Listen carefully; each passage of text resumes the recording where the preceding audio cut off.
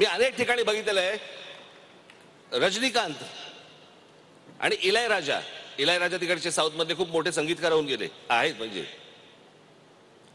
रात्री एकत्र बसून दारू पित असतील, पण ऑन स्टेज आल्यानंतर इलायराजा सर आणि रजनी सर, कमला सर, प्रत्येकाला ते आदराने हाक मारतात.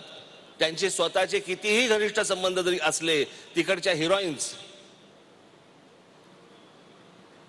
त्यांचे एकमेकांचे कितीही चांगले संबंध असले, चार भिंतीत ते बाहेर आल्यानंतर त्यांचा जो मान द्यायची जी पद्धत आहे, मला असं वाटतं मराठी आज कलावंतांनी ही गोष्ट नक्की लक्षात ठेवावी की तुम्ही जर एकमेकांना लोकांसमोर मान दिलात तर तुम्हाला लोकांकडनं मान मिळेल, अन्यथा तो मिळणार नाही.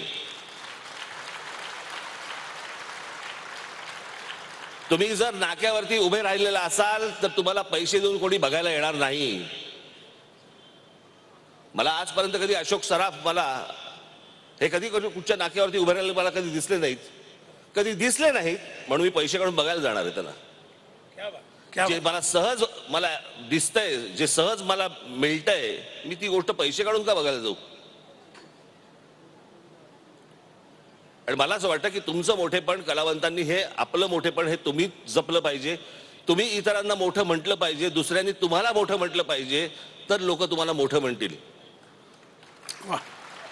पण हे तुम्ही एकमेकांना जे काही छोट्या छोट्या शब्दांमध्ये जे काही मोजताय, हाका मारताय, हे लोकांसमोर ह्या गोष्टी होता कामा नयेत.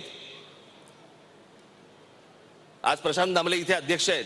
मी चार भिंतीमध्ये माझ्या घरी आल्यानंतर मी त्यांच्याशी मी आरेतुरेमध्ये बोलीन. मी चार चौघामध्ये मी प्रशांत सरच म्हणेन. इतकी वर्ष ज्या माणसांनी आज नाट्य क्षेत्रामध्ये घालवलेली आहेत, 30 वर्ष 40 वर्ष, काही सोपी गोष्ट आहे का. मी त्या दिवशी मी अशोक सराफांच्या मी कार्यक्रमाला गेलो, मी तिकडे अशोक सर असंच म्हणत होतो. हे सर म्हणण्यासारखीच माणसं आहेत ना. मग यांना जर समजा आपण नाही समजा सर म्हटलं, काय म्हणायचं पब्लिकली, मामा आलेत का, सख्खे मामा लागतात का तुझे. इतका मोठा कलावंत आहे ना, म्हण ना अशोक सर.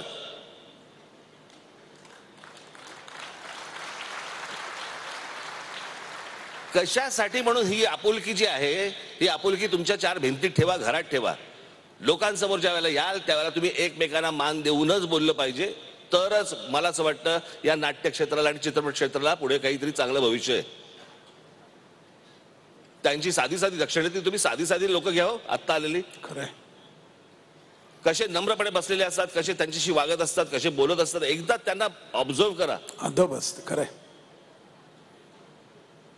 आपल्याकडे कोणी येतंय, खांद्यावर हात टाकतंय, काही बोलतोय, काही चाललंय, सगळेच करतात असं काही माझं म्हणणं नाही. परंतु मला असं वाटतं की मी जे काही मी आजपर्यंत पाहिलेलं आहे ते हेच पाहिलंय आणि याच्यात सुधारणा होणं गरजेचं आहे.